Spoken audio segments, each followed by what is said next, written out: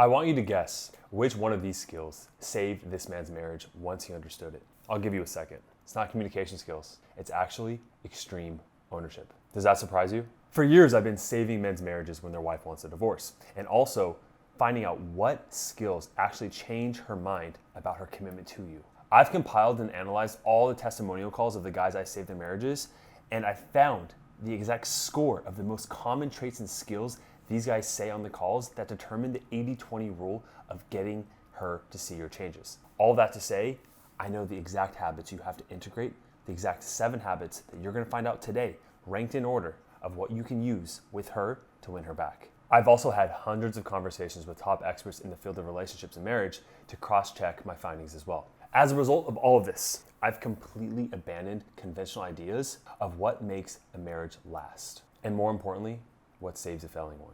All this has led to my approach that gets results like this. And 31 days from the day I onboarded with Kristen, my wife came back.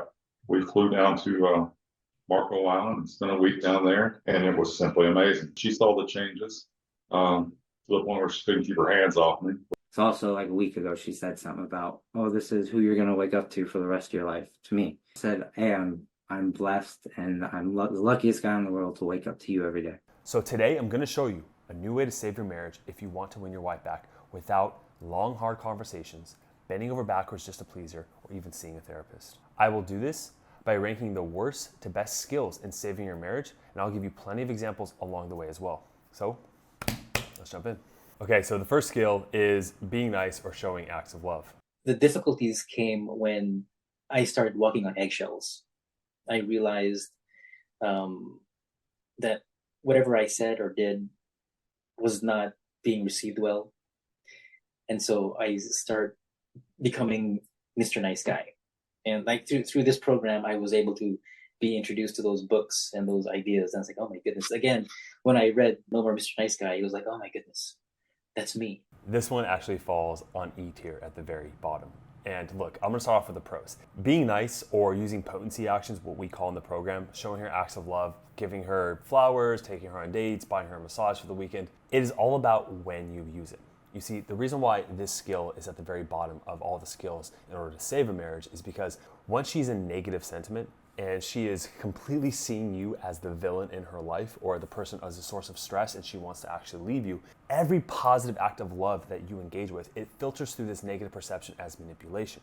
And let's be honest, if you start doing things when she's pulling away, it is the definition of you being manipulative. I have a whole video on the 5 stages of marriage reconciliation, and you can see when guys get to stage 3 to 4, those acts of love start to work, but there's other actions you have to take to actually prevent yourself from falling into stage 1 and 2 and get to stage 3 and 4 before you actually show acts of love. Now, there is a whole slew of actions you can take in order to overcome this habit, but I'm gonna give you the most powerful one.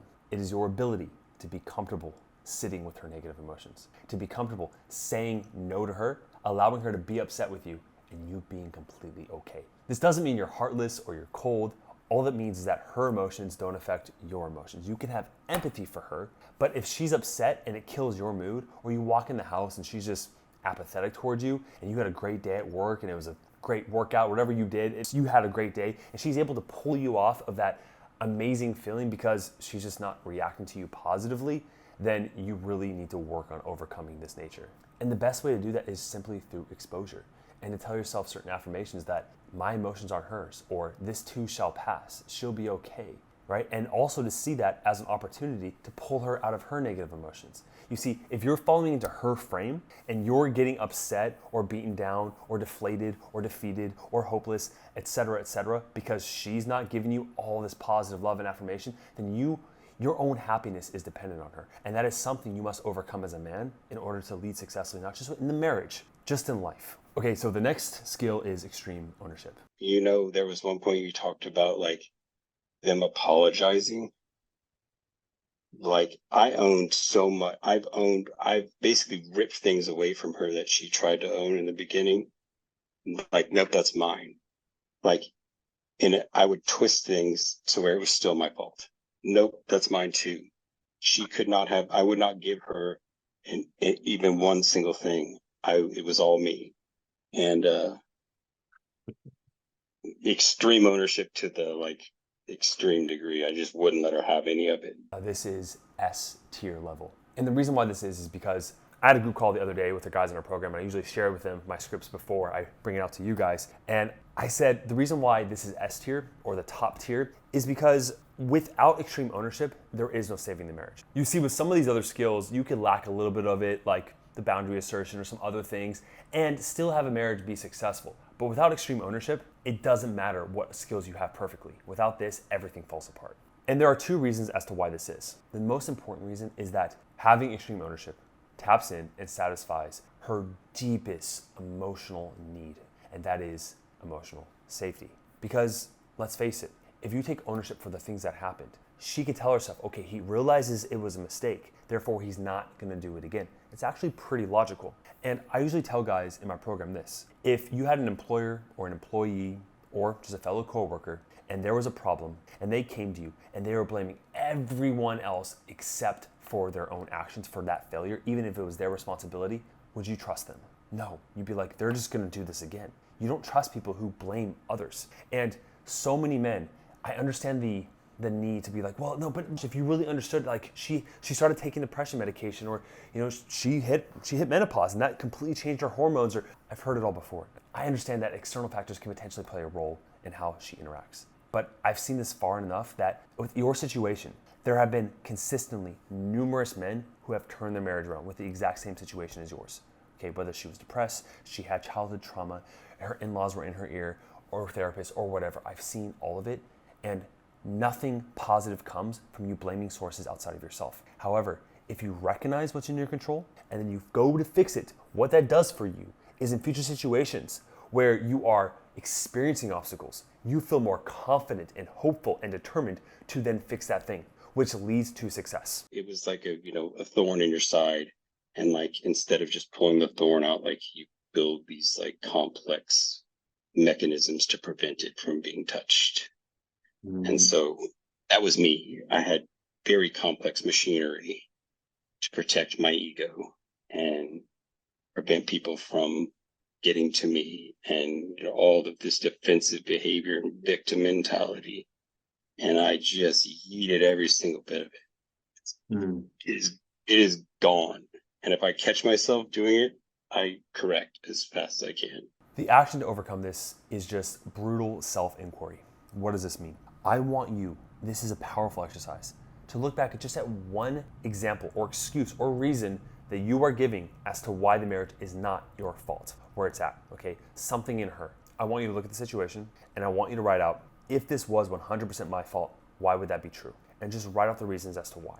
That's gonna give you so much clarity from her perspective, why things have fell apart, why they are the way they are. In our philosophy here at Marriage Reset, the man takes 100% of the lead, which means everything that happened in the relationship is because of you, okay? Therefore, you have the power to fix it as well. All right, the third habit is what I call unreactive emotional stability. The biggest win for me is the work I've done on myself. I don't react. And I actually, the last couple times where she was venting about what was bothering her about me, instead of having a narrative voice in my mind of how I'm going to respond, my mind it had none of that. I was just listening to her and actually feeling bad for her, feeling compassion. I was like, wow, she must be miserable. And to me, that's a big win, because that's a change I recognize in myself. This falls also in S tier. I swear there's some middle ones, we'll get to those, but this is S tier. Now, normally, if this was up to me and I was gonna put these wherever I want, all these different skills, I would put it somewhere else, okay? But the reason why this is S tier is because this is, by and large, the most cited skill that has the most impact on all the testimonial calls I had. Men think it's like magic that they become unreactive. For me, it seems so obvious because I've been doing this for so long, but being unreactive, it changes the dynamic. Here's what I mean. Look, she has to believe that you're gonna be a new person. She has to see that you've changed. And what happens is that in any situation where she'll trigger you and you'll go to your defensive mechanisms that have led to the marriage to where they're at, right? Whenever that happens, she's knowing that you're the same person. So the best way to show her that you are changing is that when she says things to trigger you, she's critical, she stabs you, she jabs you, she whatever she does to piss you off, that she will, she'll press your buttons. Having the ability to simply pause, take a deep breath, notice how you're feeling, notice how she's feeling, step outside of yourself for a second, right? And into the present moment. And then ask yourself, okay, this is how I want to react. I want to shut down. I want to defend myself. I want to minimize what's happening. I want to try to plead with her. I want her to see my perspective. If I just use logic and she could put on my lens of the reality, then she'd be able to change her whole perception of things, and that would lead to success. That's logic. Instead, what I want you to do is I want you to ask yourself, what do I want here? And how do I have to show up to make her feel safe? But before doing that, you have to not go towards the same path you've been taking. And your emotional response has been taught. It's an emotional habit that's been ingrained in your brain for decades, okay? Not just since her, it's been reinforced with your wife, but since childhood, okay? Whether it was shutting down and being avoidant or being overly anxious, those are the two patterns, okay? And most of our guys fall into the anxiety patterns in the program. Just recognizing that neediness part of you and then not acting through it, not having to double text or not having to try to beg or convince or plead or whatever it is, and just changing that alone, it will prove to her that you are changing. It creates a curiosity gap. And that curiosity gap creates a space where she starts to chase you. The number one action you can take to increase your unreactive emotional stability is simply start meditating. Because meditation will allow you to increase the space between your emotions and your actions. And in that space lies your power to choose your response. In that choice is the ability to become the man that she needs. The greatest unlock that I've had is realizing that there are triggers outside external to me, and then when it comes to me, I react. And I used to hide behind this facade that, it's okay to react angrily. It's okay to be angry because I didn't cause it. There is external stimuli that needs to be fixed. And then somebody explained it to me saying, when you react angrily, the trigger is still in control. You are not. And I assume you'd like to be a control freak. So if you want to be in control, you learn to respond.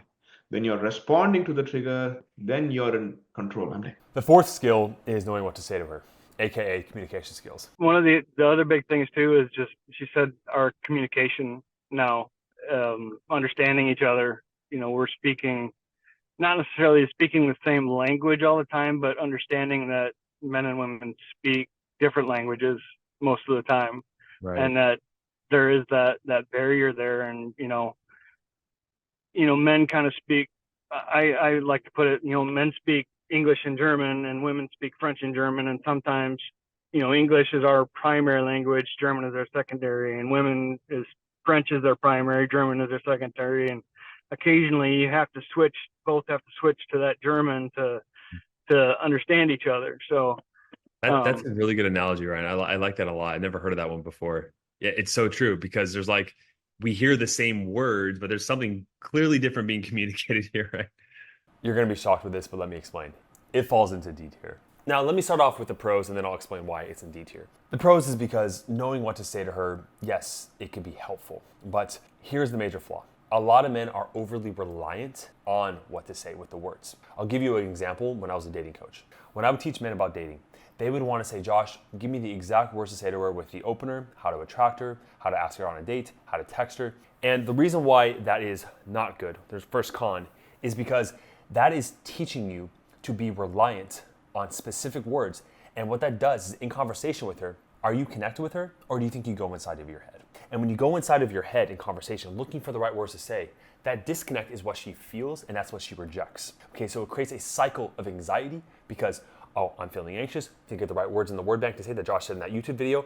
Oh, I go to say it, but it's not working because she feels the disconnect. You see that pattern there? It's creating a dependence. And I want you to become independent in your ability to speak. Another reason why it doesn't work is because you could say the exact right words when you are feeling your apex, you are in the zone, you're confident, you are self-assured. And when you are an anxious wreck and you're trying to get her to like you, she will feel that, and the same words will not land in the same way, okay? This is why relying on the context or the logic is only 10% of communication. And when I say communication here, I mean the words, okay? So stop relying so much on the words and instead learn the foundational skills of communication, which is the emotional intelligence, how to pass your test, how to hold your frame, how to understand and read body language. These are all things I talk about on this channel, so make sure you're subscribed if you're not. I don't want to teach you symbols, I want to teach you the framework so you can basically teach yourself how to fish, okay? So I would say the action to overcome your anxiety about finding the right words to say to her is to understand why you struggle to find the right words in the first place. Go to the source of the issue. And the best way to do that is to get on a call with our team to understand yourself and where you're at in your marriage on a higher level. In order to do that, simply click the link down below. You'll set up a free call with our marriage evaluators. This is an expert call. We're going to consult you and give you a detailed blueprint on how to save your marriage and improve it. But make sure you only click that link if you're fully committed to taking action. This is not simply just free advice. All right, let's talk about logical solutions. Before I tell you where it falls on the tier list, a logical solution is using rationality, right? You're going to go and you're going to be like, okay, she said she's leaving me. Let's diagnose it. She says she's leaving me because I didn't come home early enough from work. I wasn't showing her enough attention, and I didn't know how to communicate with her. So in order to do that, I'm going to come home earlier from work, okay? I'm going to follow her around the house, give her all the attention she wants. And for communication, I'm going to read a couple books or maybe have us go see a therapist. This is also E tier. Similar to the being nice, those logical solutions don't work when there's a core root problem. Let me show you what I mean. I want you to imagine that this is your marriage and all its problems, okay? And every branch is a logical issue you're dealing with. This is the finances, this is the kids, this is sex, etc., etc., etc. Well, a lot of men, what they'll do is say, oh, okay, this is an issue. I'm not coming home early enough from work. I'm going to cut off that branch. Or I'm going to do this thing. I'm going to cut off this. I'm going to cut off this. I'm going to cut off this. And they think, because that's how they'll solve problems with men or in the workplace, that it'll be resolved. But solving logical problems is not the same as solving relationship problems, okay? You have to understand that at the core of it, at the root of the relationship, it is sour, it is deteriorating, it is rotten. And no matter how many times you cut off these branches, they will grow back rotten and become issues again until you address the root cause. Now, the root cause is based in the emotional tipping scale and the marriage reset whole entire program that I have. We give a systematic approach for that. And honestly, applying all the skills that I talk about today will start to help that core problem. But the best way is to first assess it correctly, which is what the call is about. That and I, went down all the roads that thought I was doing the right thing to fix things, but handling it all the wrong way, you hadn't been doing enough around the house and stuff. So then I went to washing dishes and there wasn't a dirty dish or piece of clothes in the laundry hamper anywhere around for a month or two there, but of course that wasn't helping anything. That it almost created resentment. Like, why was you not doing this before? It wasn't my first time in therapy. We did couples counseling. It was a shit show. That was poor. Wouldn't recommend that to anybody. The way they do that, it's very insulting almost. I mean, they give you 1980s printout sheets. It's like, no. Okay, the sixth skill is boundary assertion, or just knowing and asserting your boundaries. And I need you to know that regardless of what happens next, whether we're co-parenting, whether we're going to figure this out or we're not going to figure this out, and you're going to leave and you're going to move to the US and just walk away from this, regardless of what happens, I need you to know that I have not changed in this with how I feel towards you. I personally, though, have changed greatly. And if you want to come back, we're going to have a serious talk about what our responsibilities are in this relationship moving forward. And it's going to be open and honest, and it's going to be very clear. This one falls in A tier. Now, the reason why it's A tier is because, and not S tier, is because, well, obviously not everything can be S tier, right? A lot of guys do mention boundaries a lot, and most of the situations they bring to the coaches on our team are situations in which they don't know how to express or know their boundaries. It's situations where they know that their wife is doing something that they're disagreeing with, but they're afraid to assert it because simply they're afraid if they do, it'll push her further away, and they've already made a little bit of progress. Now, honestly, there are no cons or bad sides of asserting your boundaries, but the con I'm gonna verbalize here is that when guys go too much on the other end of the spectrum, here's what I mean. There's overcompensation effect that usually takes place, where if a guy has been super passive in his relationship, what he'll do is he'll start to set extremely strong boundaries, and his wife will call him controlling because he's trying on a new pair of shoes and she's like, that doesn't fit you. What are you talking about? Take those off, right? And she's not used to it. And so you're overcompensating, trying to say, oh, I'm going to assert my boundaries even stronger now. I'm going to try, and it's coming off as controlling and forced, okay? So having that aligned middle ground of asserting your boundaries, not being aggressive and controlling, but asserting them, not being passive and weak, is the correct apex way to go about this. And again, just like with communication skills, there's not like one script I could give you to assert your boundaries correctly.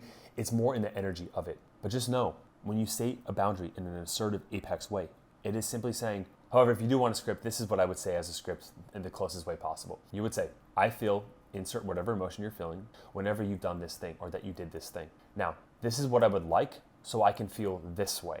That's it. That's pretty much it. And you put it out there.